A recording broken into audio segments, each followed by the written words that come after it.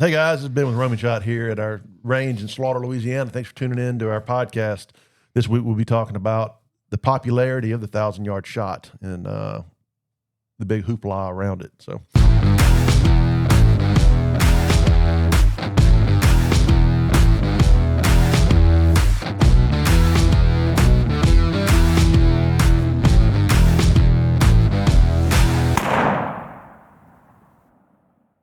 everybody wants to do it.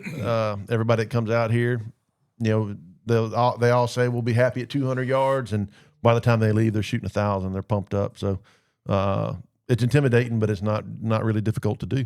No, trying to do it accurately is one thing, but making impacts are not that big of a deal. Repeatability is the big deal. and the big misconception is the caliber needed to do it. Oh yeah. So anyway, join us as we dive into this. So Ben, what is your?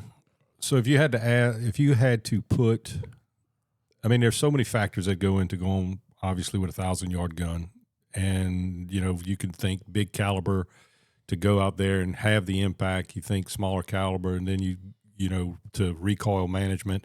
If you had to pick your one favorite 1,000-yard gun, not hunting gun, but 1,000-yard range gun, what would that be? It'd be a 6.5 PRC.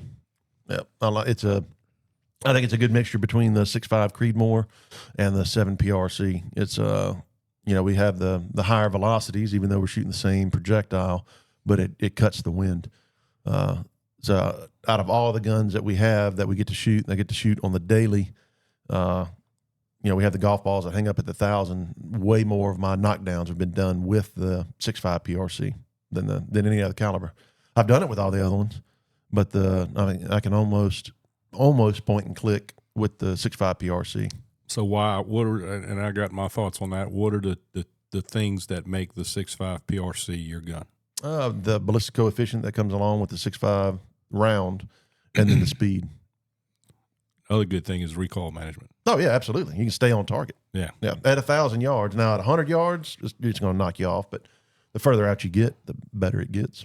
Now, would you recommend that to be the one and only gun for North America? Like compare it to the 7 you can. PRC. Now we're talking about hunting.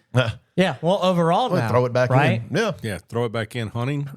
Yeah. I would probably say the 7. I go That's back my to the opinion. 7. Yeah. For all around hunting. Now I've got obviously I've got a 20-inch 6.5 PRC with a carbon 6 barrel that I absolutely love, and I've walked it out to a mile. It's great. My daughter shoots it it's got great recoil management. I think the 6.5 PRC is great for females. My 12-year-old shoots a 6.5 PRC, and it doesn't have bad recoil. But as far as North American all game, I'd have to say 7 PRC. Yeah, absolutely. I love the 7. I mean, we sell the 7 10-1 to anything else. The 22 Creedmoor is creeping up on it, but the 7 is just absolutely lights out. My favorite round. We shoot 2,200 yards with it in New Mexico. You're not going to get 2,200 yards down here, but in New Mexico in the mountains, less dense air, we'll cruise them. But with the 20-inch barrel. And both of those have a lot of factory ammo offerings, right? Too. Oh yeah, absolutely. I just got into the big controversial. I can't even talk. I got into the bad ammo. I got into the ammo. Yeah, when did you buy that good ammo? Yeah, about a year ago. Yep. So I bought. I don't know. Roaming Shot bought. About 15,000 rounds of 7 PRC, 2023, and so. We got into that ammo just now because we just got into those lot numbers that they were having issues with the powder. So everybody else was fussing about it. I was like, man, what are you talking about? It's doing great for us. And then all of a sudden the EODX started shooting everywhere. And I was like, man, carbon 6? Not really, but carbon 6. It was not, guys. but it was good. So I was wondering what was going on, but I swapped to the 180 ELDMs out of the same time frame, and those went back to shooting. I was like, so there it is. So now let's go back to the 6.5 PRC as far as a 1,000-yard range gun. Yeah, and I'm going to throw in there, one, ammunition, cost of ammunition, and recoil, and shooting a bunch. And my favorite round that I like to plink with when I'm out here is my The 6 old GT. GT. 6 GT. Yep. You know, so you also got the lighter calibers. Mm-hmm. So what else would you say dropping down below that larger, not quite a Magnum, but that 6.5 would you say is a good plinking gun at 1,000 yards? At 1,000? You know, out from here to 1,000. Yeah, I mean as the video we just put up yesterday, the 22 Creedmoor, I'm absolutely loving that round. I had my doubts on it. Gene at Carbon 6 a year ago told me, you need to start ordering these barrels. This is going to be the hot new round. You're going to love it when you start shooting it. And what's funny is Gene doesn't shoot. He just knows. He's in the industry and he knows what's going on. So, I mean, he was dead on the nail on that. As soon as we started building them, we started pumping them out and selling them. And, you know, proving it to us on the hunts too. You know, Chris dumped a sweet whitetail with it. And then we went and my wife killed an aoudad with it. And then me and Chris went and shot 2 more does with it. And just it's hitting the off switch, everything we hit. Then we shot the mile with it last week. So it was I'm loving that 22 Creedmoor. Absolutely no recoil. No, absolutely not. You'll see it on that other video. No, I mean it's absolutely no recoil, and just, you know, shooting it through the Carbon 6 barrel with factory ammo. It's lights out. It's lights out. Yeah. All day. Yeah. It's a tack driver. Yeah, everything we've asked that gun to do so far, it's done it. As sketchy as it may have been on some of that stuff, you know, I was like, sorry, dear. You know, it did the job and did it well. Right. You know, so. Now, I got a question. One thing to probably consider too is how affordable is it to get into 1,000 yard shooting, right? You know, shooting 6 GT. Not a cheap gun. It's not a cheap gun to shoot. The ammo, I think you got to hand load those, right? They're starting to come out with factory rounds now. Yeah, Hornady. Yeah, they got a good selection of factory ammo for it. Yeah, I haven't got any yet, but Hornady, we put in an order with Sports South a couple, I don't know, about a month ago. Haven't got any yet, but it's coming. No, they make it now. I know one of our shooters, Adam, he bought a gun off your recommendation, and gun shoots good. The Bagheera Precision. Yeah, that gun shoots lights out. It's amazing. Yeah.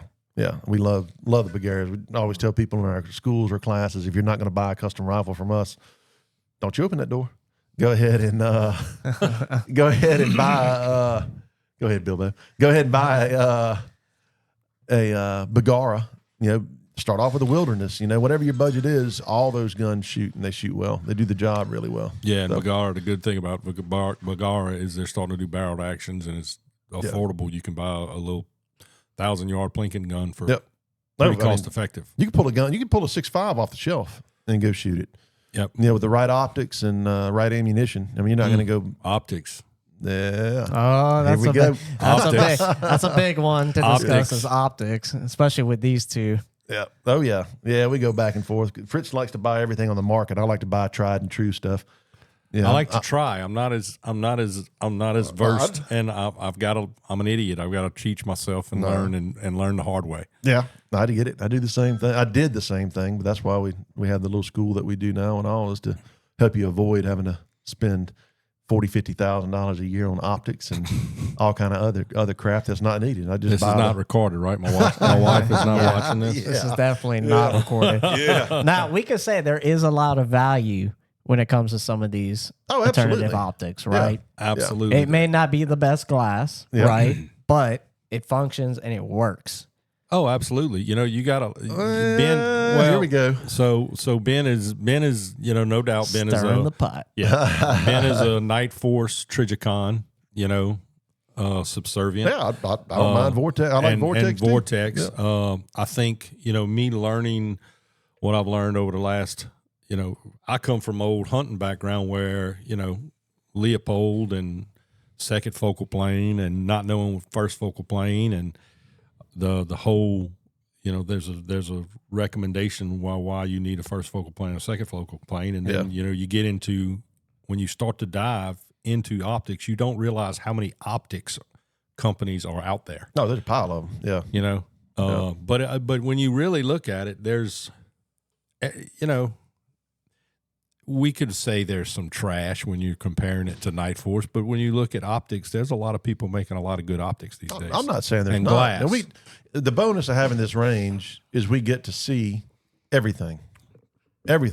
Yeah. So we see what works, what doesn't work, and sometimes the stuff that we say doesn't work will come out and make us eat it, and they'll come out and work. But the percentage of the ones that we see and the ones that we have to send back on the regular, we have a couple that we have to send back their product quite a few times, and what we're doing in hunting and then again in shooting, you don't ever want any of them to fail. And there was, I know, it really you've done 100 times more hunting than I, and we had a chance to be in South Texas on an all-dad hunt together, and in that environment, with the rocks, the rough, rugged environment, it doesn't take much to accidentally do something to where your gun falls over and bumps. Yep.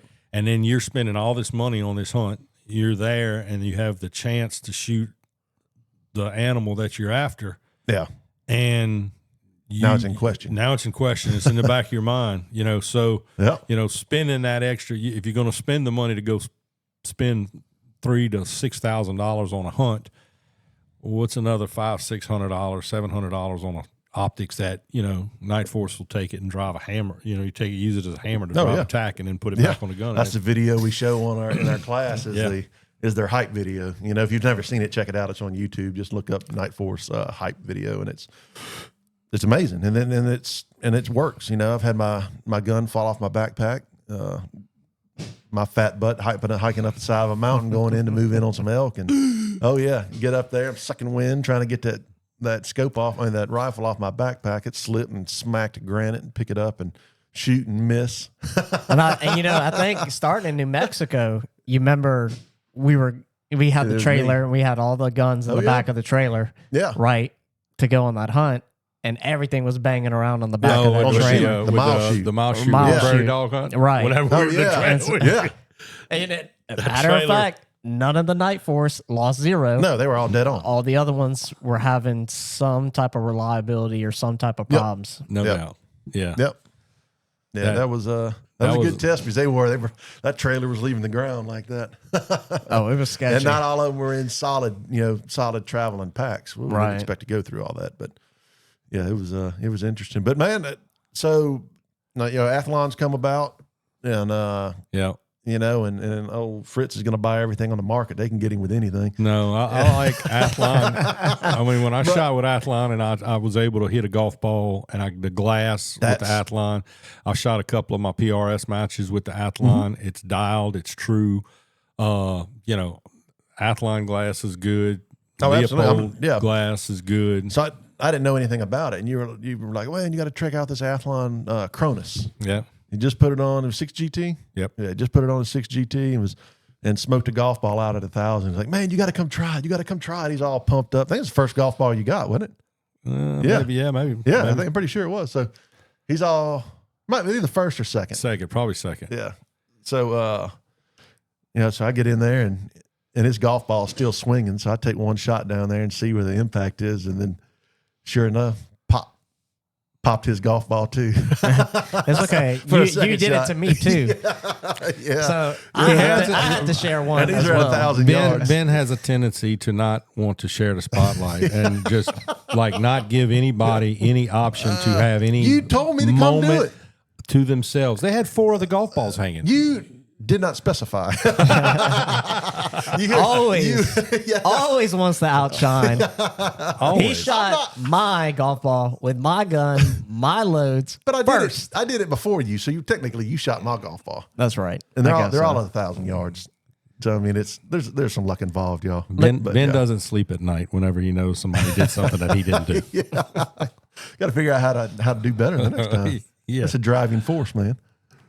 Yeah. Chris's, you had a Vortex. You had a Vortex. Yeah, on Vortex yours. It dialed straight in. Gen 2. 19 and a half inch barrel, 6.5. Yep, 19. Razor is good glass. Yeah, Razor's great glass. They're heavy They're as heavy. a brick. Yeah, that's all it is to it. Yeah, so you want to finish that story? You want to jump on to the Wait, which story? The shooting your golf ball? Yeah. Yeah, so that was pretty funny. So, I'm sitting there plinking for a year. Plinking For a year now, he's tried to get a golf ball. At this point, I went home and then got the text message later. Yeah. Yeah, you almost just want to give up because you're just wasting so much ammo trying to get the golf ball. Unless you're Ben. So Ben, he's like, oh, just give me 5 shots. I'm lucky. Let's just get that out there. I'm lucky. Look, there's a lot of luck. Yeah. Look, you can say it as there's a skill and having the right gun, but there's luck in it too. So give him 5 shots. Yeah, so give me 5 shots on that gun. He gets on the 4th shot, but not only does he get on the 4th shot, he calls the shot. He calls the impact on that 4th shot. He's like, oh, golf ball. Pop. That was luck. That was luck. But it was still funny. That was good fun. Oh, yeah. But, and then after about, 6, I got it. Yeah, it wasn't long after that. I think your gun just had to see it done, yeah. That's right. No. But yeah. But anyway, that was good. But back on the topic on the affordable, I mean, those Vortex, we sell a lot of Diamondbacks, a lot of Diamondback tactical. Not a Diamond, I'm sorry. We sell a lot of Venoms. We don't sell the Diamondbacks, and a lot of them, just because they don't have a zero stop, and you get out here and get to cranking them around, and then you forget where it was and everything else. So it's just easier to go up one step to the Venom and sell the Venoms, and they got a zero stop on them. But 25 to 25, I think is what they are. So we're the Vortex versus the Night Force. We're over 30. So let's talk about that. What's the bare minimum you think you need for an optic for long range shooting? I mean, say bare minimum, focal plane, so type of turrets, consistency and accuracy, or just hitting target. Well, what would you think? Well, I think at least probably 25 power. I agree with that. At 1,000 yards, I think at least 25 power. Mm-hmm. I learned a lot, but one big misconception that it differs from me and Ben. Ben aims small, shoots small, and a lot of times you're doing hunting like Ben does. Ben has a phenomenal recoil management where he's still able to spot a lot of times his impacts at 600-700 yards with a 300 PRC. Well, when we do a lot of PRS shooting, we learn that we got to drop that magnification down to 15, 16 because we want to be able to see a bigger field of view, and it's easier for us to even at that point to spot our misses or our impacts. But we don't ever really dial. I never really dial all the way unless I guess I'm trying to shoot a golf ball or be more precise. Yeah. But I'd say 25 power. Yeah, I agree with that. Absolutely. I mean, I like my 30 and 32 power. I'm a Night Force and 35, but yeah. It's not when I like them. It's no like doubt. You said, I like even when I shoot an animal. I shoot any big game, I shoot them in the shoulder. North American game, I'm shooting them in the shoulder, other than a bear. But I mean, that hits that light switch on them. So I'm aiming at a patch. I'm not aiming at the shoulder or the general vicinity. I want to zoom in as best I can and pick out the center of that shoulder.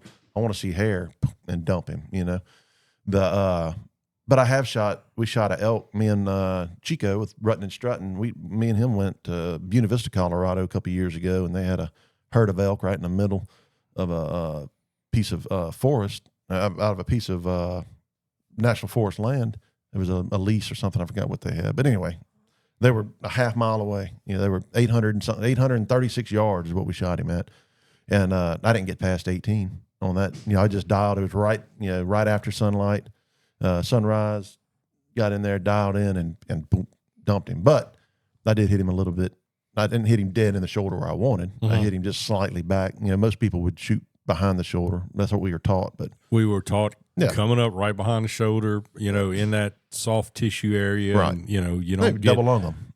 Double lung them. You don't get the energy transfer that have with the shoulder. I mean, that's a topic for another day. Cavitation in the. That's what I thought. I mean, this was really my first, year really getting into it. And then learning the shoulder shot and the placement. And shot placement was obviously clean. You got some good video footage this year of you dumping some animals. So you got to shoot the 22 Creedmoor. Yeah, I mean that just goes to show shot placement is like everything. That's an 80 grain. I always go back to his 22 Creedmoor. Oh yeah, I love it. Ooh. I'm right there with him. That's because I can handle it, right? Back to recoil management. It's built for me. Yeah, that's right. Pocket Chris. Yeah. That's right. Yeah, you want to see me shoot a 300 PRC and blow me out the chair? Yeah. That's a video. Yeah. We need to do that. Yeah. So, but anyway, we keep getting off topic, but it's fine. Yeah. They, but the Bagaras, awesome range guns. Their only downfall is weight, which plays well for the range. But whenever you go to not shooting, but go to packing those heavy suckers, we rebarrel a bunch of them because the platform's great, but they're way too heavy. And then you swap to a Tikka, Tikka T3, which is ultra lightweight, but you get 3 or 4 shots before the shots start walking. So. Yeah, and I bought a Bulgara 300 PRC thinking long range. I need to do a long range gun, and it's a great gun. It shoots phenomenal, but it's a box stand gun. Yeah, it weighs heavy. A ton. Yeah, I couldn't imagine packing that in the woods. Yeah, no, they're heavy. We get them in here all the time, and like I said, we push them when if people are going to come to the range. Just as much or more than they're going to go hunt. We're going to push the Bagara, but. Like I was saying, we rebarrel a bunch of them. We rebarrel a bunch of Tikkas. We just try to make those. They end up weighing about the same. Spencer Bishop was here a minute ago, and he did a 300, not 300, a 7 PRC on his Tikka, and it came out phenomenal. And that's something else that you do here that a lot of times can be appreciated is go and buy that Bagara action, shoot it for a couple of years, run 1,000 rounds through it. And then you come to you and you all of a sudden say, hey, I want to put a carbon 6 barrel on it. Yeah, swap them out. Swap them out and you got a brand new gun. Yeah. I mean, that's what you did for me. Yeah. On my first build. Yeah. We swapped the barrel, swapped the stock. I mean, almost Change the bottom metal. Yeah. They kept the action. It's almost a brand new gun at this point. But we dropped like 4 or 5 pounds on that entire build, which is huge. Yeah. Mm-hmm. Yeah, other than that scope you have on it, it's it's lightweight. I can't get rid of the razor. No, I don't blame you. I'm in love with that. It's like packing razor. 2 cinder blocks. That's right. And I'm willing to pack You need it. Yeah. Build them legs up. We ain't gonna talk about the mountains though. But build them legs up. Yeah. Let's talk about the mountains. Yeah. You don't want to get into that. No, that was tough. I saw a morning video of somebody going. We were hunting in Colorado, and I had everything on me that morning. Backpack, gun. Don't say you stripped. Yeah. No, I didn't strip. No, I offered to carry your stuff. You felt that bad? You felt that bad for him? Yeah. Oh, man, I was down there. Look at me. I'm like, hey, man, you need a hand there, buddy? He wasn't even out of breath yet. Yeah, that was sad. I told you you're going to leave me, but I'll catch you. Yeah. When you stop. Yeah. Well, he can outshoot all of us, so let's be real. Yeah. If it came to a long distance shot, I get lucky. Oh, we're going to call it luck now? Yeah, well, I get lucky sometimes. Okay. Anyway, then back to the Athlon, Bagara, good matchup. Tikka, Athlon, Night Force. I'm always going to go back to the Night Force. I'm the buy once, cry once guy. That's where I'm at now. The Athlon, what were they, $1,200-$1,300 for that Cronus? Yep. And what's the weight on that one? Do you remember? No. That's the only downfall. We run a lot of NX8s, and the NX8s are the 8 to 30s, or 8 to 32s. 8 to 32. 8 to 32. You run that Trijicon so much too. It's hard to. I keep forgetting going back and forth. But anyway, we run that. They're 28 ounces, I believe, is what they are for the NX8 on that power. They're light. They're kind of light. They're lighter than the Trijicon, and they're lighter than the ATACR, of course. They're way lighter than the Vortex razors. I'm about to say the NX8 is pretty light. Yeah, you can drop them down to for what you get. 2.5 to 20s, and you're getting a little better with the 56 millimeter objective. I'm starting to like that. What's the difference in the NX8 and NXS? The NX8 took over the NXS. They don't make the NXS. They don't make the S anymore? No. I have some. That on the original school gun we have up there is a NXS. That was my first Night Force, matter of fact. That was a second focal plane too, yeah, huh? Second focal plane, yeah. Were they all second focal plane, or they had I only ever had that one, and don't quote me on this, but I think they were all second focal plane. I could be wrong. They may have had some first focals, but when I bought that one, that was my first exposed turret and dial them and shoot them scope that I knew how to operate, or I learned how to operate. So second focal plane, first focal plane. Yep. I'm a first focal plane guy. First, 100% first. Yep, I am on everything. And the second focal plane has its place, but not for me. I'm a first focal plane guy. Well, I shot second focal plane my whole life. Mm-hmm. Started, met you, then all of a sudden became a disciple of the first focal plane. Mm-hmm. But yet I think, understandingly, hunting in South Louisiana and Mississippi, there's a lot of people maybe using a 35 Wheeling, or, they like their 308, and they'll never shoot more than 100 to 150 yards. Sometimes south in the south swamps in South Louisiana, the only advantage to the second focal plane at times is the reticle, the reticle size and the crosshairs. Yeah. So I mean, if it's going to be your 35 Wheeling, throw it on there. Yeah. But if it's ever going to go past 200 yards, or think you're going to go past 200 yards, first focal plane, no doubt. So why do you think I like the first focal plane so much? Well, yeah, no doubt. You don't ever shoot anything but the reason why I like it is because, I mean, I'm simple.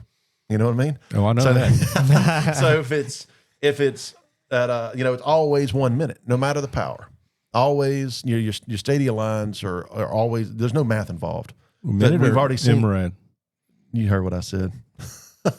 I think we're gonna convert them to mills. Ain't no way. I can convert them both using the MOA. It don't bother me. We should test them right now. All right. And I'm going to commercial. I can do it looking through the gun. It's hard for me to. I don't know why that is. I guess because I look at ammo, I look at shots all day, every day, and everybody's different. I have MOA and mills, so if I'm looking through the scope, I can see it and picture it and pick it up quick. But doing it on the fly, just it's you get rattled in your brain. Yeah, it does. You sit here trying to think about it. Yeah, especially in a timed event, like if you're shooting PRS and all that stuff that you're involved in. Mm-hmm. I mean, the advantage with mills with PRS is it's everybody shoots it. Yeah. One, everybody shoots it, and one thing about PRS, it's such a great community that they really want to help everybody, succeed. And when you're in a stage and you fail, yeah, unless you're on my team, correct. Whenever you're in a squad and you're squadding with people, they all, the mindset is that, hey, we all want to do good. Yeah. So you talk win calls, and it's too much to try to think that if I'm gonna shoot MOA and then the other guy's shooting mills, and you're worried about your next shooter up, it's just too much to try to focus. There's times I forgot to even dial win, so much less. No, that happens. That happens here with no pressure or zero. I've seen you shoot the top of the 100-yard frame, and shoot at the bottom of it. I've seen you do the same thing. Yeah, it happens. Last week. Yeah, it does. It happens. Shut up, fool. Why am I not hitting it? Yeah, hitting the next one. You just went over it. Yeah. It's just luck, guys. Huh? It's just luck. Remember? Yeah, that's right. Just all luck. All luck. Well, but the next, on the budget builds, we had a guy out here yesterday. Had a what did he have? He had a Ruger American Gen 1 and a MDT XLR. Is that right? XLR chassis with a miserable brake on it. I don't remember what brake he had. But man, that sucker shot. Everybody who shoots a break out here, it's miserable. Yeah, it's all savages. You're not running a can out here. We're calling you a savage, so it's just a joke. Uncivilized. Yeah, uncivilized or a savage. But man, that thing shot great. I mean, really good. And the Ruger Americans shoot good. And for $500-$600, and he turned around and threw I forgot what those XLRs run, $600, $600, something like that. Know. Anyway. Well under a cost of a standard build, and he does. That gun shot great. So I'm gonna break your phone. I know. So just so you know, don't get mad when it happens. But anyway, that Ruger shoots good, man, and they always have. I bought Megan one for Mother's Day about 6 years ago or so, And I love that little gun. I bring it out and shoot it. I might have sold the scope off Was of that it Megan's recently, gun? It was your gun that you happened to buy on Mother's Day and gave it to her. I saw it. And it was the first 20-inch one I saw. So I was like, it's Mother's Day tomorrow. It works out good. So it's like buying one for Valentine's Day, right? A good friend of mine bought his wife a side-by-side. Yeah. Just happened to keep it at a hunting camp, and she never used it. Oh, I mean, that's her fault. Yeah, that was it. Was it Valentine? Oh, no, you got a... Yeah. Joke is, a couple of weeks later, she bought him a diamond ring. Yeah. Well, guess what today is, right? Yeah. Valentine's Day. Yeah. So it looks like you're getting a new gun. Yeah. Congratulations. Yeah. But so the Ruger Americans, what else we have out here that's been shooting pretty good? My nephew beat the pants off everybody on the it was a Savage. it was a Savage. Was it a Savage Axis? It's I think so. Six Creed. Yeah. 6 Creed Savage. Yeah. Yep. He's shooting tomorrow, huh? Yeah. Matter of fact, we're doing the finals tomorrow, and he's in the finals. So him, like I said, him and Spencer with his 7 PRC. We totally rebuilt that gun too. The only thing left on it is the trigger. We changed the bottom metal. I think we put a Mountain Ops bottom metal on it. Changed the stock. Put an iota stock on it. Changed the barrel. Put a carbon 6 barrel on it. And he loves it. He was so pumped up. He'd never shot a mile, and we were sitting there about all this mile talk. And he took it to his place and stretched it out. And he couldn't send me pictures fast enough. I can't believe this gun's doing this. I can't believe this gun's doing this. And it was great, and he got into it. Like, he shot the barrel out of it. That's the reason why he had to rebarrel that Tikka. I think he had it might have been a 300 short mag, and the Tikkas are nice because you can convert them. So he did. It wasn't an original 7 PRC. No. Oh, okay. No. It was a 300 short mag or 270 short mag. Might have been 270 short mag. But yeah, we just changed the stop on it, made it a long action, changed the bottom metal, gave him a longer mag and more capacity, and he was able to rock and roll with it, and absolutely loves that gun. And man, here we go, Chris. That tickles me. When you get I bet it does. when you get a guy that, where are you going? It's okay. You got to get back over here to your mic. Yeah, Worried about being tickled. Yeah, I ain't tickling you. Get over here, Chris. But he got into that gun for. He got the use out of it, and we turn around and that's the nice thing that you can do. What a lot of people do is you go, you don't have to spend, $5,000, $6,000, $7,000, $8,000. They have those guns, definitely have their purpose, but you can go buy a decent gun on the shelf for $1,000, shoot it, and then change the barrel. Yeah, you change the life on it. And we do. I mean, if you keep up with anything we do, it's all carbon 6. If it's not carbon 6, it's a McGowan, and then the McGowan's coming out. And some of this stuff is topics for another time. But man, I got the chance to shoot some of the ECM barrels in the 6.5 PRC, and it just blew me away. And we took it on the mile. We gave a prairie dog a headache with one. Oh yeah. That big prairie dog. That was a big old prairie dog. Yeah. It's all the angle, right? Yeah, that's how right. you take those photos. Yeah. So, but guys, there's just so many combinations you can do to get the job done at 1,000 and even a mile. But it's doing it and do it accurately and consistently. That's where the custom rifles shine. Really. And like we're talking about, you keep going back to Spencer's gun. I mean, his gun is no longer a Tikka. It's a Tikka action, and they are phenomenal. Lightweight. Only thing, I don't like that long. Anyway, they're phenomenal and lightweight actions, and they and you throw a barrel on them, and they shoot really well. Chris's is still a full size action, so that action probably weighs 8 or 10 ounces more than the Tikka action. Don't know for sure. Haven't weighed it, but I know it's substantially heavier. It's a chunk. Yeah. And comparing to Tikka. Yeah, you start adding all that up, the bottom metal, the action, triggers aren't much, but then a big weight variance a lot of times is a stock or chassis. Yeah. And we changed them both to the iota, eco carbons at the carbon fiber stock. So it was interesting with Spencer's because I'd done one other Tikka before that one. It was a 300 Win Mag. It was a brand new gun. brand new. We just pulled the stickers off of it that day, and we were shooting a 300 Win Mag. Back on, we had the 500 yard range off my porch, and we decided we were going to build this one. But we took that gun. Oh, I thought you were about to tell the story of that other manufacturer. The guy bought a brand new gun when I was out here, couldn't get it to shoot, and he changed the barrel on it right away. Instantly.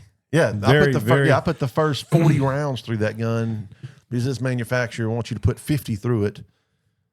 So it wasn't a manufacturer we listed. We have discussed so far. No, we probably will not discuss that one. And it's a hot topic. Yeah, anyway, we're not going to name drop. No, on those. Not going to name drop. But there was a gun that guy spent a lot of money on. Yep. And I was out here, couldn't get it to shoot. Probably ended up having 3-inch 60 rounds out of 100. Yep. Yeah, make you start doubting yourself. Yeah, yeah. Which is easy for you to do. But it is. Then change the barrel. And I remember I picked up the barrel when I was in Gonzales. Yep. Brought it out here, spun it on. Yep. And drove tax. Boom, boom. Called the guy. Guy fell in love with it. I sold another gun so he can do some more stuff and with us. But yeah, that one, it was crazy, but we expected it. I think, matter of fact, I believe Carbon 6 recommended the guy to us, told him that we're going to be honest with him. Come on out and let us shoot it, and we're going to give you an honest opinion on it. Whether if the gun shoots, the gun shoots. If the gun doesn't shoot, we're going to let you know it doesn't shoot. So we're not going to try to sell you anything extra. And it sold itself right there. Mm-hmm. But the other guy, I was telling a story about with the 300 Win Mag, the Tikka, and look, the Tikka shot great. The gun shot great. I don't think I've ever put my hands on one that have not shot. Tikka's got a good action. Yeah, they got a good action. The barrel's good. They're lightweight. I mean, they check all the boxes. Other than the repeatability of sitting there being able to shoot because the barrels are thin. Mm-hmm. So they're just lightweight. So you can't sit there, have a range day, and sit there and pump out rounds like we do with the barrels that we're using. So, but he saw us sitting there. We did a whole class, and back then I didn't have but what did I have? I didn't have but one gun, one class gun at that time, my own personal gun that I'd built. So everybody was learning and shooting off that one gun. So, and everybody got 2 boxes of ammo, so we'd roll through, we have 8 to 12 guys in a class sometimes. My wife's making hors d'oeuvres and all, so everybody's sitting there eating and staying interested and the humble begiggings. Oh yeah. Yeah, it was. Yeah. Yeah. So we, anyway, we have golf balls set up at 500 yards, and these guys are still smoking those golf balls at 500 yards with them. So he gets on his gun, and it's shooting great, man. We shoot 100 yards, we zero it, and we let it cool a bit, and he shoots, and then he goes to 300. He shoots the little golf ball we had up at 300. He goes to 400. He shoots. We used to have a little snowman, which it was a big plate and a small plate. He headshot the snowman. Then he gets out to 500, and he's slinging lead everywhere. And he's like, man, what's going on? I was like, you gotta let that barrel cool. Nope. Rebarrel that one. Rebarreled it. Come out. Sucker shot great. Well, then had no other issues with it. Sat there. When he come back out, we shot a box of ammo and was shooting lights out with it. So, that's something you've bounced in and out. What about barrel break-in? Barrel break-in is, you can read a million things online about it. We're blessed to have the opportunity here to shoot so many brand new guns. I don't know how many times I pulled the trigger on the first round. Matter of fact, I try to make them at least pull the trigger on the first round, but I don't know how many guns we've got the privilege to break in here in the last year and a half, but it's a lot of guns. I think we ended up running 900 people total through here last year, and a bunch of them with brand new guns. People going out west the first time and all. So barrel break-in, from everything that we've got to do, even before this range was up, is, in my opinion, a bunch of hogwash. There is no barrel break-in. We could take those Carbon 6 barrels, and again, guys, we do use Carbon 6, so I am going to talk about them. I like them. They're good barrels. Is there other good barrels on the market? Absolutely, but Carbon 6 is our favorite. McGowan is right there with them because McGowan makes the blanks. So, but you're always going to hear us talk about stuff that I have experience with. If I don't have experience with it, I'm not going to talk about it. I'm going to stay away from it. Hey, I haven't used it. I don't know much about it, and that's the way I'm going to call it. But the barrel break-in, I've got to run all kind of different manufacturers out here, and some of them, I can dial in. I can tell you with carbon 6, I can 3 shots, and you've seen it. I don't know how many times. 3 shots, 0, and I can have it, and I can go from 100 yards and dial for 1,000, and I'm shooting 1,000-yard target with it. The buffalo, we're shooting the buffalo with it. No. Yeah, and when they're hand lap like that, they're hand lap, so they're already going through. They've already been polished out. Out, stressing, especially button rifles. Right. Now they're going to get away from the button rifle game when the ECM stuff comes out, but. I mean, button rifles, there's a lot that goes into that. Yeah. And then when you hand lap and all that, it's pretty much ready to go. Yeah. Yeah. So, so there's a reason why on theirs it's hogwash, because you get to go roll right into them. But some other manufacturers that we've seen, like I said, they require 50-shot break-ins and all this. Well, when you're shooting a gun, they come and they're imperfect, like this table, So your foulers are filling that in, and then they'll start giving you a true shot. But taking 50 shots to break one in, no. What about barrel speed up? Oh, absolutely. Yeah, absolutely. So I want to just make sure we distinguish that. There's a difference between barrel break-in and a barrel to speed up. Oh, yeah, absolutely. Yeah. Yeah. Yeah. So foulers is not a break-in. Foulers is fouling the gun. Yeah. Fouling the barrel.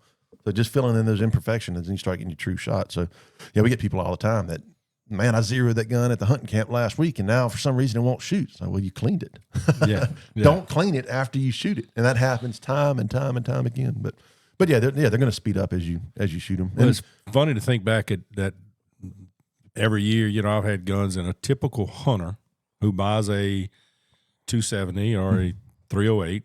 To go hunting, they're going to go buy it. They're going to, quote unquote, break in the barrel with their break-in process and shoot 10 rounds. Mm-hmm. And then they're going to probably shoot an average of 3 to 4 rounds that year for deer. And they'll probably never get 50 rounds to 100 rounds down that gun. Yeah.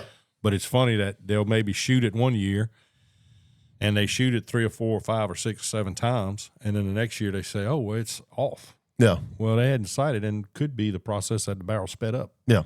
Yep. So. Right. I mean, but you also, like you're saying, they'll go and shoot 3 shots and then clean it and then put it up for the season. When they take it out the next season, well, it was good when I put it up last time, and the gun's not even remotely close, for several different reasons that could be. But the main one is they cleaned their barrel and didn't go back and check their zero again. Yeah. Whenever we shoot PRS matches, we'll clean our gun after a 300-round match. We'll clean it real good, but before we shoot the next match, we want to run at least 50 rounds through it. Yep. Before we're ready to start a match. Yeah. Yeah. Well, that's because you suck. Can we cut him off? He's already cut. He doesn't even know. I control the board here. But that's I didn't even know as well about cleaning your rifle. I was taught, after you go shooting, clean it real well, and then run an oil patch through it, and you're good. An oil patch is that's different than brushing and scrubbing and getting the copper foulings out. Yeah, so that's 2 different things. 2 different things, right? But actually scrubbing it and cleaning it, no. I mean, now we know, don't clean it until it opens up. That's right. When it starts opening up, check your torque, right? Check torque values and everything just to make sure, and then clean it real well. I'm the biggest denier when it opens up. I'm like, it's me. It's it's got to be the scope. There's something going on with this, and it's never the scope. It's always clean it, foul it, and it's back where it was. Yeah. And typically I'll pull my few hairs out. Sweating on that one. He's like, I need a new barrel. I need a new barrel. I'm like, man, it's only got 1,000 rounds. Because he don't ever clean a gun. I don't know. I don't clean them until they open up. And on average, it's it's around 350 for 350 shots. Around 350. And then I had one time the newer school gun that we have. It went. I cleaned it at 350 because it opened up. It started opening up at 320. I finished the day. Then I scrubbed it. And then fouled it, and it was 1,300 rounds after that before it opened up again. So it was, you never know when it's going to do it, and and you're at anticipation. So, but the 6.5 PRC, I never cleaned that gun. Yeah, how many rounds was that? Oh my goodness, I don't. It was a bunch. Right at 2,000, I was like, "Yep, this sucker's done." And that blows my mind. Because on my rifle, it's about 250. And then I start noticing some inconsistent groups and stuff. So I clean it and then it goes right back. Yeah. But 2,000 rounds. Yeah. And in that 2,000 rounds, I may have cleaned it at the 350 mark or somewhere around there. I'm not saying I went on that one 2,000 rounds before I cleaned it. What I'm saying is that around 2,000 rounds, I started blowing primers, and I started blaming someone on the primer. I do our factory. I do the range reloads for us to shoot. The ones we play with, not the ones that we. The ones that we shoot, not the ones that our clients shoot. But. Yeah, because everything you guys shoot is factory. Yeah. Oh, yeah. Factory Everything. Hornady. Yeah. Yep. Everything's ELDX, ELDM. Yep. So, but I'm blaming somebody for the primers blowing. I got big shoulders. Yeah. So I was like, that rotten rascal didn't put some cheap primers in there. Well, it wasn't. So I went in there and I cleaned that carbon ring out and went back to shooting perfect. Yeah. And how many? I do clean the carbon ring out of them. I don't clean the barrels themselves. I'll clean the chambers, but I don't clean the. I don't. How many rounds in that? Because a lot of them were doing testing. Was that gun probably had in it before that last time? Before that time you cleaned it? Before I cleaned it, probably had it was every bit of 1,200, 1,300 rounds. I was about to say at least 1,000. Yeah, I knew it was at least 1,000. Yeah, 1,200, 1,300, right around there. But yeah, they shoot though. And that's shooting suppressed too. Yeah. Oh yeah. Yeah. So we know it's even dirtier. Yeah. Shooting suppressed. Yeah. Oh, no doubt. Yeah. I just shoot them. I just grab them out of the safe and shoot them. Here, try this one. Everybody that walks in the door, we're shooting guns. We shoot yours and let's shoot mine a little bit. Always trying to set that hook. Everybody who's got like a perfect nice gun doesn't have a scratch on it, and here comes Ben with his hunting rifle. It's all banged up and hasn't even been cleaned, and he's just out shooting everybody with this 10-pound rifle. Yeah, I can tell you what, I got humbled the first time I did a PRS match. I didn't know it was a PRS match. I went to where was that at? That was in Texas, Altus. huh? Yeah, no, Florida. Oh, Florida. Florida. I went to Altus. Isn't that the name of it? Altus. Yeah. And I called him before we got down there. Me and Jonathan Rivera, a buddy of mine, went over there and even asked him, "Hey, is this going to be a PRS match?" And like, "Oh no, it's just going to be a long range match." I was like, "Oh, perfect, great." And I don't do any competitions. We just hunt and shoot. We're getting ready to do a couple this year, but anyway, get over there and sure enough, everybody's lined up and it's a dadgum PRS style match. I was like, I'm about to eat some humble pie today, boys. and they did. They put a whooping on me. Now on the longer range stuff, we got to shine there a little bit because it was windy. A storm come up that day, and we got to we made impacts on some long range stuff, and but all the other stuff. What caliber? What were you shooting? I was shooting a Creedmoor, 6.5 Creedmoor. Some of us were shooting 6.5 PRCs. And it was too much gun, too much recoil, too light of a gun. There's a few people in PRS that they'll shoot well the Creedmoor, and then I shot a match last year. A guy shot a 6.5 PRC. Yeah. I'm not saying that's not doable. Yeah, just you don't have recoil management. Yeah, we were using hunting guns. We were using 10-pound hunting guns. So there's a difference between that and a 20 to 30-pound PRS style rifle. No, I mean, no doubt those guns are not moving. No, you can watch. Yeah, you're watching point A. You're watching everything. Impact, excuse me. Yep. Yeah. Well, and now the PRS has their sportsman division. Yeah. So you could use 6.5 Creedmoor with the sportsman division. Right. So 12, we're going to do 13 pounds. 13 pounds, I think is what it is. It could be 12 pounds, but I think it's 13. Because what you got your gun down to? They're 9.6 deck 9.6 right now. Yep. Yeah, with our new action that we got 21 ounce actions, and then the carbon fiber barrel that depending on if we're going Sendero or Feather or whatever, but the average gun 6.3 by the time you throw the scope and the bipod on it, and then our suppressor. If we're running the Roamer Light, that's 9 ounces, 9.2, 9.3. That's how you gonna play. You just gonna come in here and just destroy everything we got going. In for. But we're filming on an active shooting range, so it's people in, people out. So it is what it is. But but back at, I guess we can wrap it up on our unless y'all want to keep going. Let's see. What are we at? We're about 49 minutes. So are we really that long into it? Golly, boy, you talk, Fritz. Yeah, I'm just talking away. Yeah. I was pretty quiet on this one. Yeah. Yeah. Yeah. That's you knew your place. Yeah. We're hard on each other, but we have a good time. And we'll talk on this topic some more, but there's plenty of guns. And if you want to get into it, get into the 1,000-yard game, or just come out and plink at the range. There's plenty of guns out there that are affordable that you can get in on it. And a lot of times when I'm out here, I know there's people that come out here and it's like, hey, everybody's welcome to shoot everybody else's gun. That's what's awesome here. Is everybody gets to shoot anybody else's gun. Don't go grab up and shoot it, but more than likely everybody's going to sit there and say, "Man, you want to shoot this?" And I let people shoot my gun all the time. Yeah, we're gonna feed it to you. That crack. Oh, it's an addiction. We talk about this all the time. Yeah. We need cheaper hobbies. Yeah. They're not expensive. Don't tell my wife. Yeah. Well, if you just listen, it's not that expensive. You don't listen. You don't need that. Whatever scope you saw at the gun show last weekend, Megan. or yeah. Throw your wife in the mix. Well, I do. I got a 12-year-old that's getting into you're right, and a shooter she is, boy. You need to take lessons. Yep, we're going our first match next weekend. Yep, that's awesome. That's awesome. If you've ever watched any of our YouTube stuff, you'll see Addie hurting feelings and can you shoot better than a 6th grader? And I forgot one of her victims is here, but he's behind the set right now. He doesn't want to show his face after that, but it's okay. We understand. I wouldn't want to show my face after that. I wouldn't want to shoot against her. She's bad. Oh yeah, she can shoot. Yeah.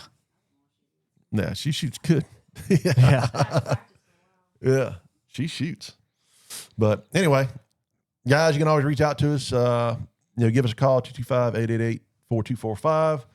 Email us at ben5@romanshot.com if you have any questions. We'd be more than happy to talk to you, help you walk through your first purchase if this is something you want to do. Whether it's one of our custom rifles or it's a rifle off the shelf, scope, ammunition, whatever you got questions on, give us a call. We'll be happy to help you out. And this is all new. This is all new to us. I mean, we're throwing this set kind of together in a pretty good job. Yeah, a couple of weeks. Yeah. So, matter of fact, we built this set this week. Other than the stuff we've been acquiring, all the I don't know, the buttons Chris has over there and the microphones and all. We've been acquiring that over the last couple of weeks. But Mr. Jerry Burkeen came out and knocked this table out of the park for us this week, and all of our chairs double as our range chairs. That's right. But don't I said, don't not shoot. Don't put your gun up and wait till October. Yeah. To pull it out and then go shoot. Come shoot, send 100, 200 rounds downrange over the next year and be a little bit better, a little bit more prepared, and a little bit more comfortable. Yeah. Next year, next hunting season. That's the biggest thing we have. People show up, they're intimidated when they look downrange. They're like, "Oh, that's 1,000," and they see 200. That's 200. What's the first shot we make everybody do? 200 yards. Yep. Yeah. After we check zero, the first shot's 200 yards, and not many people miss. No, everybody hits it. Yeah. Yeah. Once we zero it, I don't think we've ever had anybody like, whoops. Everybody gets it. So and then to walk them out. 400, 500, 600 yards, even with Grandpa's rifle, we normally can get you a minimum of 300, minimum. Absolutely. But 500 is very common. We get you out to 5. After that, it starts. The curve starts dropping on the rifle. You need the right rifle. Yeah. Then we hand them our rifle and let them shoot it, and they walk the rest of the range easily. Yeah. So, but anyway, plenty of budget options out there. You got questions on it? Give us a call. Be happy to answer anything we can. Got anything else, Chris? No, I think that's it for the most part. Yeah. Like we said, this is all new to us, so we ramble. We ramble, but everybody on the podcast rambles, Yeah. So this is going to be something that we can come together, talk 1,000-yard, talk different rifle builds, argue. Argue. Yeah. A lot of arguing. Yeah. Why you put that back on us too? Yeah. Yeah. Yeah. Just remember who controls the buttons. That's right. That's right. But yeah, it's all new. I mean, we enjoy it. You have topics you want us to talk about. You have questions. Shoot, if you want to be on here, get with us, reach out to us. We'll do a little vetting process, but we'd love to have you out. We'd love to answer your questions. If we can. If not, we'll figure out what we can as well. We'll study and get it going. But Thanks for tuning in, guys. Yeah, thank you for tuning in, and then we'll be back, very soon with some more topics and go from there. That's it. God bless. Have a good one.